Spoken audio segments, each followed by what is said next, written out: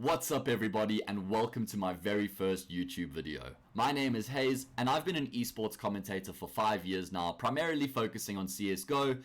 I've had the pleasure of casting a number of local events as well as a couple international events as well, and I decided that I want to start to diversify the content that I produce, and I thought that this would be the perfect opportunity for me to do exactly that. So we're here to discuss the news that Cloud9 announced recently that they are going to be completely overhauling and restructuring their entire Counter-Strike division, and essentially with that releasing their current CSGO team, which is made up of Floppy, oSee, motm, JT, Sonic, and Coach TC. And with that comes the end of a fantastic project which we've all followed really closely from South Africa. Of course, it's been a very big inspiration here for a lot of the local players, and it's been a fairy tale of sorts to actually follow. So it's a pity that it's come to an end, but I think looking back, they can be really proud of what they achieved. If you analyze the situation contextually, they managed to peak at the 16th best team in the world. These players were punching way above their weight, and they managed to sit up there with the big dogs in World Counter-Strike and compete with them. So it really was a feat to behold. And like I said, looking back, I think they can be proud of what they achieved. So, starting all the way back at the beginning, this team came together on the 12th of September in 2019 under the ATK banner. That was when Sonic had re-signed for ATK after his stint with Envy, and then they brought in both Floppy and oSee from Singularity. So that formed the current roster, or the roster that we saw in C9. They came together in September, and they actually managed to immediately find their footing and get into the stride of things. Their most impressive result was actually their run at ESL Pro League Season 10 Finals, where they placed 7th or 8th out of 14 teams, and it was actually just a fairy tale run for them. They took home $17,000, and they had some seriously impressive results in the process, beating some top opposition. And like I said, that was where they started to sort of make a name for themselves. If you can remember, they beat North and they beat G2 to get themselves a spot in that in the playoffs. So that was really impressive from them, and that was sort of, I think, what really made a name for them. Let's not forget though, they did have a few impressive performances in the ECS weeks. They beat teams like MIBR as well, so they started to get their names on the map in North American Counter-Strike. And before long, they actually got the attention of Cloud9. There was that report in early December that Cloud9 were actually interested in signing the entire roster and transitioning them to Cloud9. And then in early January, that was actually officialized, and it was announced that the ATK roster would be transferred to Cloud9. They had that really awesome release video as well. And it was quite an interesting announcement, because I don't think many people had a lot of faith in them when that team was announced. If we think about the 2018 and the 2019 period for the Cloud9 CSGO organization, it was abysmal. They had 13 different players from the end of that major winning team up until when they signed the ATK roster. 13 different people in a 2-year span. There was no consistency, and that's not even counting the coaches that they had been completely rotating and switching between. So complete disarray for Cloud9 for 2 years after they win the major in early January, all the way through to when they signed this ATK roster. So there was a massive amount of pressure on these players' shoulders coming into the org, a huge amount of expectation as well that they would be able to elevate the Cloud9 name back to where it deserves to be. And actually, I think it's safe to say that they have restored respect to the Cloud9 name. They managed to peak at the 16th best team in the world, and they consistently had impressive competitive performances in North America. They were able to beat the Evil Geniuses, beat the Liquids, beat the Furious, the MIBRs, the Complexities when they were on that side of the world as well. So they had been able to prove that they were capable of competing consistently at the top level in their arena. And I think that was the first and foremost thing that they had to achieve, was to prove to the fans of Cloud9 that they're legit and that they're actually capable of bringing that Cloud9 name back to where it was supposed to be. And that's actually why I think it was a a really good idea for Cloud9 to sign a complete CSGO team in the ATK roster at the time, as opposed to constantly bringing in individual players and trying to, create the project, trying to start things from scratch. That hadn't been working for the past 2 years. So I think it was a good decision to pick up a complete roster, because they could immediately start performing and picking up results. And that's exactly what happened, actually. As soon as they signed for Cloud9, they actually started to perform quite well. Not that they weren't already, but they actually started to pick up a number of wins and impressive performances. Their first impressive performance came in the IEM Katowice closed qualifier. That was days after they signed for Cloud9, and they beat both MIBR and Complexity in that closed qualifier. To actually qualify for IEM Katowice, there was only one spot available, and they got that spot. They weren't the favorites to. As I said, they beat some really big names to get there, and they secured themselves a spot at their first LAN event. Actually turned out to be their second LAN event, but that was their first event they had qualified for. And I think that was a really big result for them as well, because it immediately would have gotten the fans back in their corner and starting to believe once again that maybe this is something that we can become a part of. As I said, it became a bit of a meme actually at one point that Cloud9 just struggled so much, in particular throughout 2019. And the fact that these guys qualified for IEM Katowice was a turn of events, and it was an opportunity for them to show that they deserve the respect and the support of the fans. So I think that was a great start for them to just turn things around and show we are capable, because there was a lot of question marks actually about this roster when they were signed. All of the fans were saying like, this might be a big downgrade. Some of them hadn't even heard of a few of the players before, the guys who didn't follow the scene too closely. So a lot of the people thought like, damn, is this like the end of the C9 organization? But in the end, it turned out to be a great decision from them, because now they've elevated that Cloud9 name back into the conversation of top teams in North America. So, back to the achievements of the C9 team throughout 2020. After they qualified for IEM Katowice, they then ended up qualifying for DreamHack Leipzig, which was another impressive feat. That was also just days after they had signed for Cloud9. Again, they beat Complexity, so they got their number on 2 occasions in the officials in very quick succession as well.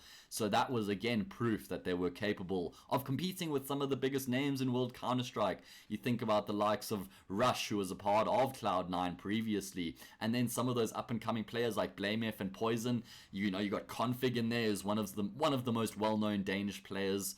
And then also Obo, who was one of the big up-and-coming names. So the fact that Cloud9 were able to beat them twice in quick succession was super impressive, and certainly started turning heads and getting people saying, all right, maybe there's actually something here to buy into. So after they qualified for both of those LAN events in Europe, they ended up flying across, and they competed in DreamHack Leipzig first, where they ended up placing fifth and 6th, and that was still all the way back in January. After that, they then went and competed at IEM Katowice, where unfortunately they placed last, but they literally had no prep time between the 2 events, so it was going to be really tough for them.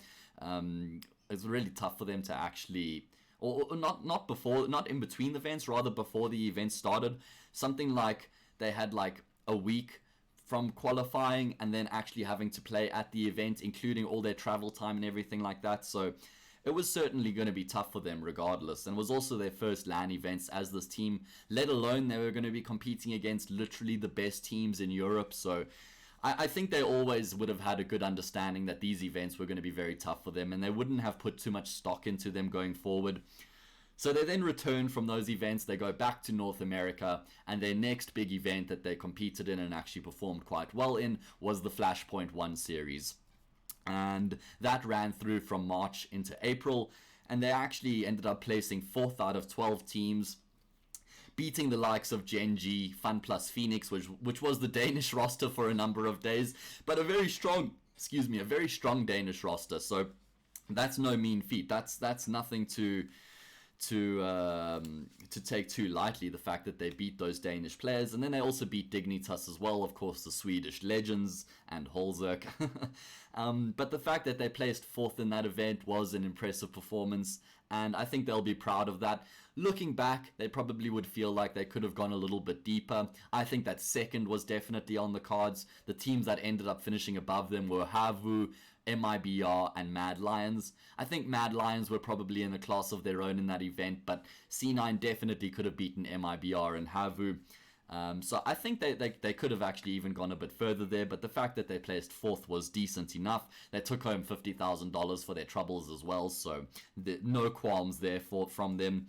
Coming off the back of Flashpoint, then heading into April, they competed in the ESL 1 Road to Rio, and that was arguably their most impressive event. Of course, it was online. If I'm not mistaken, this was during when the global pandemic was starting to reach that point where it was just making massive news all over the world, and everybody was just freaking their shit trying to figure out exactly what was going to be happening. Anyway, at this event, they actually end up placing third, and this was a stacked event. There were actually all of the best teams in North America who took part in this event. So it was really impressive to see how far they actually made it. They beat teams like Liquid, Evil Geniuses, and Gen G to reach that spot of third. They just finished behind both Gen G and Furia, so it was really solid from them. This was out of 12 teams as well that they came third, so I think that this was the biggest result that the team actually had throughout their tenure. And this continued to show that they were actually developing and they were growing as the time was going on. They were continuing to improve and show what they were capable of. It must be noted that this was when Liquid and Evil Geniuses were also going through a bit of a slump in form, but you can't take away from these wins that they had. They were also best of threes, so really it was a solid performance from Cloud9 in that event, taking those big names. After the ESL 1 Road to Rio, they then went and competed in the DreamHack Masters Spring North America, which was in May and June, and they then again beat Evil Geniuses. They beat MIBR and they beat Gen G again, which became a bit of a theme for them. Beating Gen G, it was a team that they consistently got the better of. A team that they just seemed to be able to get the win over regardless of the situation, more often than not at least. And I think that speaks volumes as to how much potential this team actually had. When you look at that Gen G team and the personnel that they actually have, they are a really solid team with some of the biggest names in World Counter-Strike, the likes of Bentet, Automatic, one of the leading IGLs in DAPS, of course that young gun in SOM, and then Kusta, who's actually been performing super well lately. So the fact that Cloud9 were able to beat them consistently was really impressive, and one of the signs that you can look at and say, like, that right there is a sign that they were able to punch above their weight at this level consistently. So that was one of the signs for me where I was able to sort of put some stock into this team and say, yeah, that was legit. Those were legit wins and they were legit. Coming off the back of DreamHack Masters, they then competed in the CS Summit 6 regional qualifier, which they placed first in, and they qualified for the event then, which happened in June, July. They ended up placing 5th out of the 8 teams, but they did beat Furia in that event, which was a really impressive win, because at the time, Furia was widely considered as the best team in North America. Nobody was able to actually contain them and get the win over them. They were consistently beating Evil Geniuses and Liquid, which has now changed, of course, here in September. EG has figured out the formula and they're performing really well at the moment. But the point is that Cloud9 beat Furia when they were actually in their prime. So that was a super solid result. And then Cloud9 again beat Gen G. So they ended up placing 5th at the event, and it was solid. Probably not as great as they would have liked, but it wasn't a crash and burn. And they didn't actually have many crash and burn. They always actually managed to make something of their situations. They were either average or way above average, never really dropping below average, which is actually quite a respectable thing about this team. So those were sort of their notable achievements that they had throughout their tenure. I think looking back, they can be really proud of what they achieved. in these events. They were quite unfortunate that this was the year that global pandemic broke out, because it certainly hampered the amount of LAN events that they were able to attend and maybe just show what they were capable of on LAN stage. So a lot of their results came online, but in the situation, we can't say, yeah, I was online, so it wasn't legit. That's all we have. We only have online now. That's all we have to go off of. So we have to take it at face value. And I think that Cloud9 performed incredibly well when we look at the context of the situation with their individuals in this team. When we look at the names that made up this roster, and then we see the results that they were actually able to put up, it's something remarkable, actually. It's nothing short of incredible. I'll go as far as to say that. Let's think about the personnel before they signed for this Cloud9 team. Floppy was one of the players who had been fighting tooth and nail season after season to try and break into the ESL Pro League. I don't even know. I think there was something like 10 ESL Mountain Dew League seasons he had played before that. It might even have been more. Halfway through that Cloud9 period, he was actually considered one of the best players in North America. Everybody was saying Floppy this, Floppy that. He's just so good.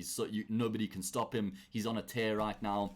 And he created a really big name for himself.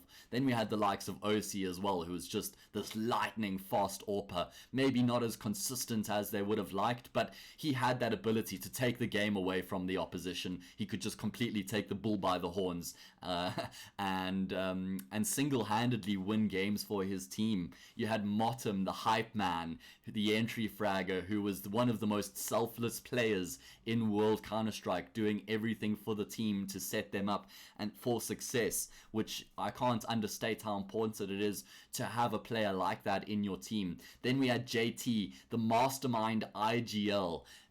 What a history he's had, coming from Battlefield, moving into Carbon, moving into Bravado, and then all the way going to North America. He's had a really fantastic storyline, and really been able to display his strengths as well. When you look at how well the team worked and how many strats came to the table and how they approached their games, how they understood what their strengths were and then worked their game plan around their strengths, it really was super impressive. You could see the theory crafting was there.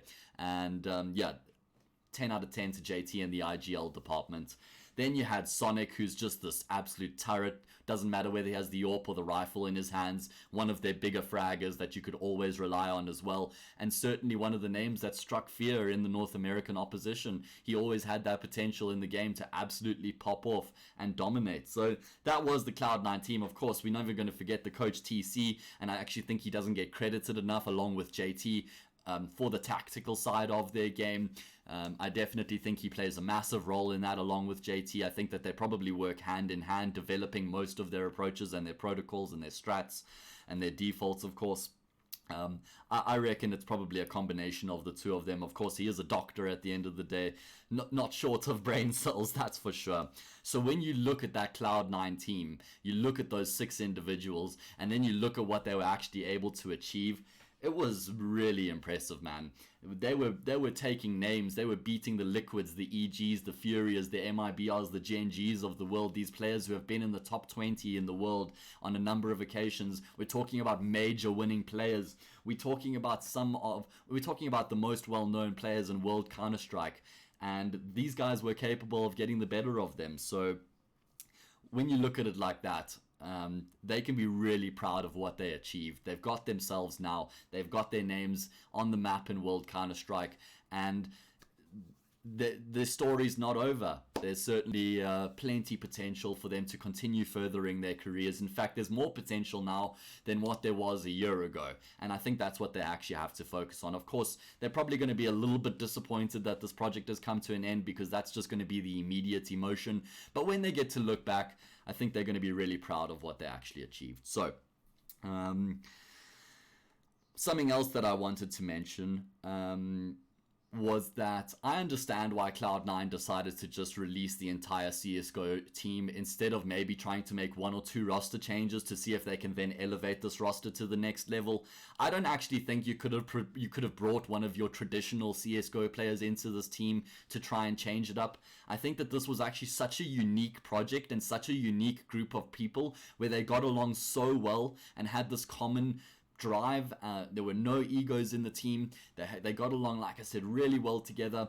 I don't think that there was actually the option to bring in another Counter-Strike player and see if that could be the solution. You look at the free agents in the scene right now. There's a number of them. Woxic potentially, Alex from Vitality, Nitro not too long ago.